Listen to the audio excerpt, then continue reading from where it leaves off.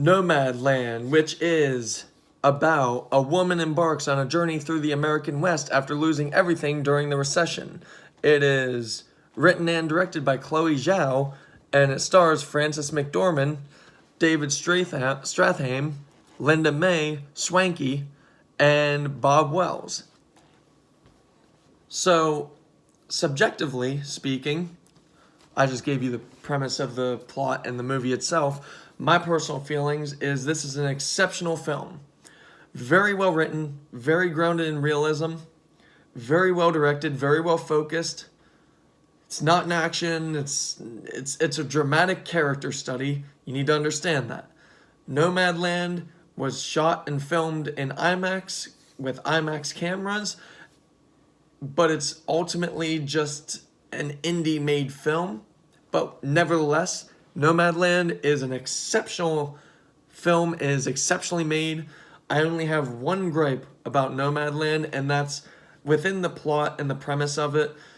I just feel that they glorify that lifestyle too much of basically living as a houseless person, not a homeless person, in vehicles. I feel that they glorify that aspect of life, of that lifestyle too much.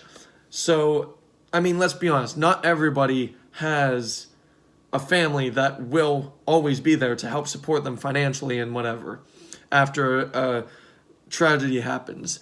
Not everybody has those resources. So, Fern, as the main character, choosing that lifestyle after the demise of her husband,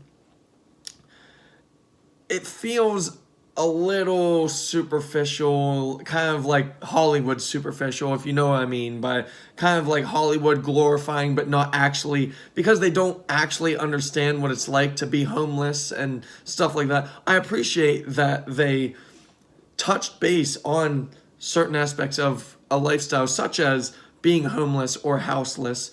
Nomadland is an exceptional film. You should definitely watch this, even in IMAX. But again, my only gripe with Nomadland is the premise, the plot. It just feels very glorified. They should have added in more trauma and tragedy in Fern's life than what they give to you. It's basically a story of, say, first act, first 30 minutes, she's kind of trying to survive in her vehicle. It's kind of a seasonal shifting storyline. So she's trying to survive in the cold months. She's living her life in the spring and summer with other houseless friends, and then after that it explores a relationship storyline, which I didn't like, but I didn't mind it in this film. It didn't feel forced. It didn't feel that they were pushing it for necessary causes. Nomadland, the only thing I can say that I have a problem with this for the film, the story itself for Nomadland, is just the Hollywood glorification. I don't think people in Hollywood truly understand fully what it's like to lose everything. So therefore, I have to give Nomadland a 9 out of 10. It's an exceptional film. It's very well made. It's very well written. It's very well crafted. But the writers, they also kind of show that they're superficial with their ideologies on how other people live. So 9 out of 10, Nomadland for the film itself. The IMAX experience, it's mostly acceptable. It's not great. The character models in the film, they look outstanding. The problems I have with the IMAX version of Nomadland is more so the environmental landscapes and everything outside of the people. It all kind of looks rough, dull. It just looks bad.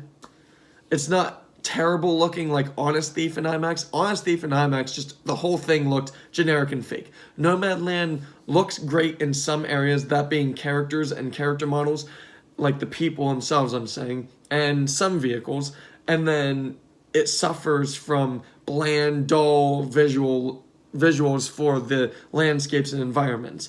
Now, there's a shot at the Grand Canyon and whatnot, and that looks fine. That looks acceptable. It's not mind-blowing, but it looks acceptable enough.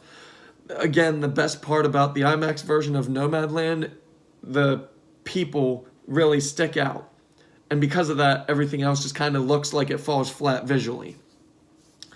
It's a normally made kind of plot film, so the audio is just normal. It's not generic or anything, it's just normal. That's all I can say about it. It's acceptable. There's nothing really bombastic about it.